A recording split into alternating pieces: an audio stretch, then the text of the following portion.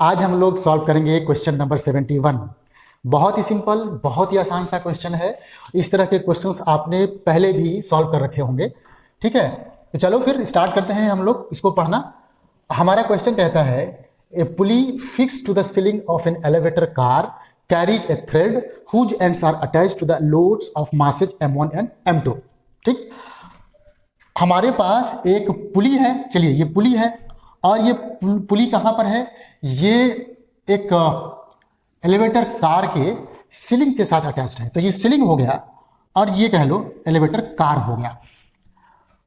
और इस पर एक थ्रेड है ऐसे, इस थ्रेड में है ना, यहाँ पे सपोज करो मास है m1 और यहाँ पर लगा हुआ है मास m2। ठीक है, यहाँ तक क्लियर? अब क्या कहता है? The car starts going up with acceleration a। Car हमारा ऊपर की तरफ एक्सेलरेशन a से मूव करना स्टार्ट कर जाता है। अगला इंफॉर्मेशन है assuming the masses of pulley and the thread as well as friction to be negligible. ठीक है, आपको क्या करना है? थ्रेड का मास नेगलेक्ट कर देना है, पुली का मास नेगलेक्ट कर देना है, फ्रिक्शन नेगलेक्ट कर देना है। अब निकालना क्या क्या है भाई? हमको पहले निकालना है the acceleration of load m1। Acceleration of load m1 मान लीजिए a m1 relative to elevator shaft and relative to the car. अब समझो कि एलिवेटर शाफ्ट का क्या मतलब है। वैसे भी ये कॉमन सेंस की बात है कि अगर ये एलिवेटर को ऊपर जाना है तो ऑब्वियसली ये किसी मोटर से जुड़ा होगा और ये है शाफ्ट, है ना। और यहाँ मान लीजिए इधर कहीं मोटर से ये जुड़ा हुआ है, ये मोटर है। मोटर टर्न होगा तो ये डोरी इसको ऊपर खींच के लेके चली जाएगी। तो हमें बेसिकली इस शाफ्ट के रिस्पेक्ट में इसका निकालना है एक्सेलरेशन, और दूसरा इस कार के रिस्पेक्ट में हमको इसका एक्सेलरेशन निकालना है। चलिए, तो हम पहले ये निकालेंगे, ये आसान है हमारे लिए। तो पहले पार्ट ए में चले जाते हैं। अच्छा, आप समझो जरा, अब समझो अगर मुझे acceleration of mass m1 with respect to car निकालना है, इट मीन्स कि हमारे लिए बहुत ही सुटेबल एक रेफरेंस फ्रेम होगा और वो होगा अटैच्ड टू द कार। तो ये ऑब्जर्वर है, मान लो इस कार में यहाँ पर बैठ गया है, इसका फ्रेम क्या हो गया? ये फ्रेम हो गया कार। और कार कैसा है? कार ऊपर की तरफ एक्सेलरेशन a से चला जा रहा है। इसका मतलब ये हो गया कि जब भी हम m1 या m2 के इक्वेशन ऑफ मोशन को लिखने की कोशिश करेंगे तो रियल फोर्सेज के अलावा हमको स्यूडो फोर्स भी ऊपर ऐड करना पड़ेगा। ठीक है, तो चलिए हम लोग ये मान लेते हैं, लेट कर लेते हैं, let a be acceleration of mass m1 with respect to car. तो जरा देखो, ऑब्जर्वर कार के अंदर है और थोड़ी देर के लिए हमने ये मान लिया है कि मास m1 जो है m2 से ज़्यादा है, m1 m2 से ज़्यादा है। तो क्या होगा? m1 नीचे की तरफ गिरना स्टार्ट कर जाएगा। कितने के एक्सेलरेशन से? ये दिया हुआ है, देखिए। तो ये एक के एक्सेलरेशन से नीचे की तरफ गिरना स्टार्ट हो गया और m2 जो है इसी एक्सेलरेशन से ऊपर की तरफ जाना स्टार्ट हो गया। आपका जो ऑब्जर्वर है, मतलब आप ही मान लो अपने आप को ऑब्जर्वर के रूप में, वो आप इसी क्या बोलते हैं एलिवेटर कार में बैठे हुए हैं, मतलब ठीक। तो बहुत आसान है। देखो यहाँ पे इसका इक्वेशन ऑफ मोशन क्या लिखोगे? क्योंकि ये नीचे गिर रहा है तो इस पर लगने वाले रियल फोर्सेज में से एक फोर्स हो गया, है ना, एक फोर्स हो गया आपका m1 g के बराबर, और ये टेंशन हो गया T। अब देखो टेंशन की जहाँ तक बात है तो उसमें ये कहा गया है कि थ्रेड मासलेस है, इसका मतलब कि हर जगह टेंशन सेम रहेगा। ठीक, तो ये दो फोर्सेज कैसे हैं? रियल फोर्सेज हैं। हम ऐसा क्यों कह रहे हैं कि रियल फोर्सेज हैं?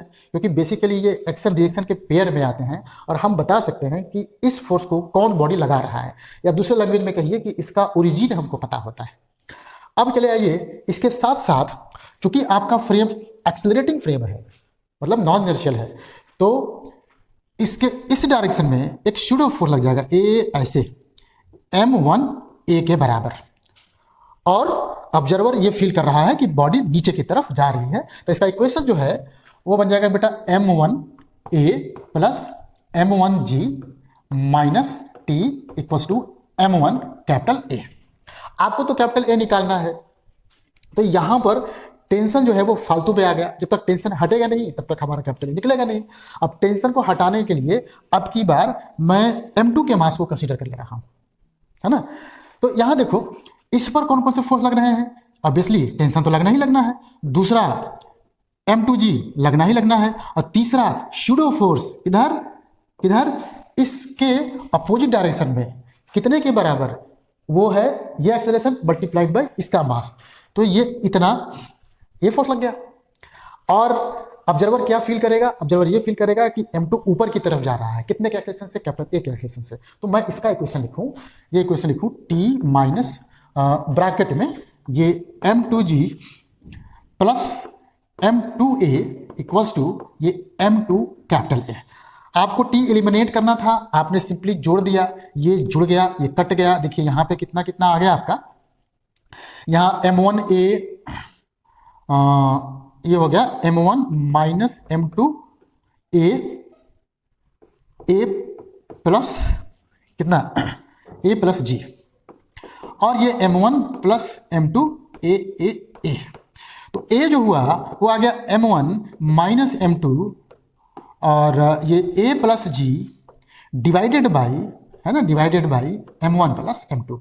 अच्छा, इसमें देखो बेटा, हमने शुरू में ये मान लिया था कि M1 नीचे की तरफ मूव कर रहा है, तो ये तो जरूरी है नहीं, है ना, ये तो हमने माना है। इसका मतलब है कि M1 ऊपर भी जा सकता है और तब फिर M2 नीचे की तरफ मूव करना स्टार्ट कर जाएगा। दोनों ही केस में देखिए मैग्नीट्यूड पे कुछ फर्क नहीं पड़ेगा, सिर्फ डायरेक्शन बदल जाएगा इनका। तो एक काम करते हैं, सिर्फ मैग्नीट्यूड लिखने के लिए मैंने इसका ऐसे मॉड लगा दिया। अब कई बार ये होगा ना कि M1 अगर ज़्यादा है तब तो मॉड हट जाएगा सिंपली, अगर M1 M2 से छोटा है तो ये मॉड हटने के बाद आगे माइनस लग जाएगा। कहने का मतलब M2 माइनस M1 ब्रैकेट में A plus G upon M1 plus M2 अपना एक्सेलरेशन निकल जाएगा। ठीक, यहाँ तक तो सही है। अब देखिए इसमें हम एक नई बात भी सीखने वाले हैं। नई बात क्या सीखने वाले हैं कि कोई भी जो ट्रांसलेटिंग फ्रेम है वो हम ऐसे कह सकते हैं कि वो एक फील्ड जनरेट करता है। नोट करो, ये बहुत ही बड़ी बात है। कोई भी रोटेटिंग या सिंपली जो है एक एक्सेलरेशन से ट्रांसलेटिंग जो फ्रेम है वो एक फील्ड जनरेट करता है, और उस फील्ड में हर एक पॉइंट पर जो एक्सेलरेशन होगा वो इतने के बराबर होगा, लेकिन डायरेक्शन अपोजिट। तो अगर आप वैसे कहोगे तो उस केस में आप ये कहोगे कि मास M1 पर फील्ड की वजह से दो फोर्सेस लग रहे हैं, एक ग्रेविटेशनल फील्ड की वजह से और एक जो अपना फ्रेम चूंकि एक्सेलरेट कर रहा है तो वो जो फील्ड जनरेट किया उसकी वजह से। ठीक, तो वैसे भी आप कर सकते हो। तो उस केस में क्या होगा, आप कहोगे कि A प्लस G नेट एक तरीके से ग्रेविटेशनल क्या बोलते हैं एक्सेलरेशन निकल गया। तो मैं सीधा सीधा A प्लस G यहाँ पे कर देता, जो मेरे पास फार्मूला ऑलरेडी उपलब्ध है ये निकालने के लिए। ठीक, चलिए दूसरा देखिए, दूसरा निकालना है M2 का इस शाफ्ट के रेस्पेक्ट में, इस शाफ्ट के रेस्पेक्ट में। तो ये बहुत आसान है, देखिए कैसे है। शाफ्ट क्या है, शाफ्ट जो है वो तो भाई ग्राउंड के रेस्पेक्ट में स्टेशनरी है। तो अगर आप इसके रेस्पेक्ट में अपने मास M1 का एक्सेलरेशन निकाल रहे हैं, इसका मतलब कि आपका अब जो फ्रेम है वो ग्राउंड से अटैच्ड हो गया। ग्राउंड से अटैच फ्रेम मतलब इनर्शियल फ्रेम। ठीक है, तो बहुत आसान है। अभी आपने देखिए, अभी आपने ये निकाल लिया है, ये क्या निकाला है कि इसका एक्सेलरेशन A है ना, with respect to the car itself, और कार खुद ही जा रहा है इधर एक्सेलरेशन A से। मैं ऐसे कहता हूं acceleration of M1 with respect to ground, जरा देखना, equals to acceleration of M1 with respect to car plus acceleration of car with respect to ground. Vector का जो हम लोगों ने फंडामेंटल पहले पढ़ रखा है उसका हम बहुत प्यार से यहाँ पर यूज कर लिए। जैसे ही हमने इसको लिखा, जरा सोचो कि अभी पहले की तरह ही हम ये मान के चले हैं कि M1 मेरा नीचे की तरफ गिर रहा है, या कहिए M1 ग्रेटर देन M2 ऐसे मान लिया मैंने। तो उस केस में इसका जो एक्सेलरेशन होगा डाउनवर्ड डायरेक्शन में हो गया। ठीक, और ये अपवर्ड डायरेक्शन में है। मैं डाउनवर्ड डायरेक्शन को पॉजिटिव मान के चलता हूं, तो अपवर्ड डायरेक्शन कैसा हो जाएगा, नेगेटिव हो जाएगा। आप रखो यहां पर, तो ये हो गया आपका A माइनस ना, हो जाएगा माइनस स्मॉल a आपका निकल चुका है। वो आपका आया था M1 minus M2 G plus A upon M1 plus M2 minus A। अब आप इसको कैलकुलेशन कीजिए, बहुत आसान है ये। तो अगर मैं इसको थोड़ा सा वो करूँगा, ब्रैकेट ओपन करूँगा, तो हमारे पास ये आ जाएगा m1g plus m1a minus m2g minus m2a, इसका एलसीएम ले लिया साथ में तो माइनस हो जाएगा m1a minus m2a divided upon m1 plus m2। देखो कुछ कटने वटने लायक है, बहुत बढ़िया। ये देखिए ये कट गया, अब मेरे ख्याल से और नहीं कुछ कटा, हाँ और कुछ नहीं कटा, ठीक है। तो आप यहाँ से निकाल लिए इसका एक्सेलरेशन, मतलब जो बॉडी नीचे की तरफ जा रहा है, इसका कैसे निकालोगे आप? इसका देखो, इसका भी डायरेक्शन ऊपर की तरफ, इसका भी ऊपर की तरफ, तो बेसिकली जो है इन दोनों का एक्सेलरेशन ऐड हो जाएगा अगर आप इसका निकालना चाहते हो तो, लेकिन इसका तो निकालना नहीं है आपको, तो सिंपल सा ये आपका आंसर आ गया। उसके बाद कहता है the force exerted by pulley on the ceiling of the car. ये जो पुली है इस सीलिंग पे कितना फोर्स अप्लाई करता है, इस सीलिंग पर? बहुत सिंपल सा भी है। ये देखिए ए यहां जरा देखो, यहां देखो, अगर मैं इसकी बात करूं, इस फ्रेम की बात करूं, तो यहां टेंशन टी, यहां पे टेंशन टी, इसमें कितना हो जाएगा? इसमें हो जाएगा टेंशन 2t। क्यों? क्योंकि हमारे लिए पुली का मास बिल्कुल जीरो है। अगर पुली का मास जीरो है तो इन दोनों टेंशन का सम 2t के बराबर यहां पर होना चाहिए। ठीक। अब चूंकि ये किसी न किसी रॉड से या स्ट्रिंग से जुड़ा होगा, तो इसमें टेंशन आया गया, बेसिकली कितना आया? 2t आया। इट मीन्स की इसका ये एंड सीलिंग पर इस डायरेक्शन में इतना ही मैग्नीट्यूड का फोर्स अप्लाई कर रहा है। तो टेंशन निकालने के लिए आप बड़े आसानी से, है ना, बड़े आसानी से इन दोनों का मोशन जो अभी कंसीडर किए थे, देखिए पीछे किए थे आप, ये देखिए आपने कैपिटल ए निकाल लिया है, आपके पास ये इक्वेशन है, या ये मान लो, इससे आप टेंशन निकाले जाओगे, इसका डबल कर दोगे, वो force exerted by pulley on the ceiling of car आराम से निकल जाएगा। तो यहां से बेटा देखो मेरा कितना हो गया, ये हो जाएगा m2a। मैं थोड़ा सा दोबारा पहुंचता हूं उस पे, पेज पे। तो टेंशन जो हो गया मेरा, टेंशन जो हो गया वो हो जाएगा m2a प्लस कितना भाई, देखना पड़ेगा बार बार, कितना है, हाँ, प्लस हो गया आपका m2g plus a।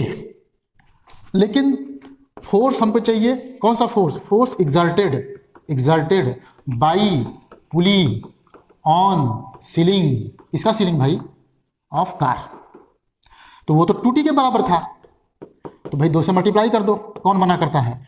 2m2a plus 2m2g plus a, और अभी आपने कैपिटल ए का भी निकाला है, वो आपका हो गया था 2m2, और ये था m1 minus m2 upon m1 plus m2 bracket में g प्लस a, है ना, और पहले से ही आपका 2m2 ब्रैकेट में g प्लस a गिवन है।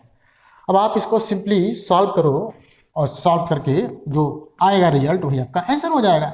तो इसमें तो देखो मेरे ख्याल से 2g प्लस a बिल्कुल कॉमन सा दिख रहा है, 2g प्लस a, और इसको मैंने ब्रैकेट ओपन कर दिया, तो ये हो गया m1 m2 माइनस m2 का स्क्वायर, और हमने जो है इसको भी कर दिया है ना, तो ये हो जाएगा m2 का square plus m1 m2 upon m1 plus m2। ये कैलकुलेशन फटाफट कर दे रहे हैं, आप इसको देख लेना, कुछ ज़्यादा खास है नहीं। तो ये कट गया, देखो ऊपर हो जाएगा 2 ये 2 4, तो basically 4 m1 m2 upon m1 plus m2 into g plus a हो जाएगा। बहुत आसान है, और इसको करने के लिए हमने जो अभी शुरू में एक छोटा सा आपको ट्रिक बताया था कि ए के लिए आप क्या करो कि जब भी कोई एक्सेलरेटिंग फ्रेम है तो फ्रेम हटा दो, क्योंकि है ना, और मान लो कि ये एक फील्ड जनरेट करता है, और वो फील्ड के हर एक पॉइंट पर एक्सेलरेशन प्रोड्यूस करेगा ए के बराबर, और ए और जी आप जोड़ दो वेक्टोरियली, और जहाँ जहाँ जी होता है फार्मूले में, वहाँ ए प्लस जी या ए माइनस जी जो भी मतलब आता है वो आप लिख दो, आपका आंसर निकल जाएगा।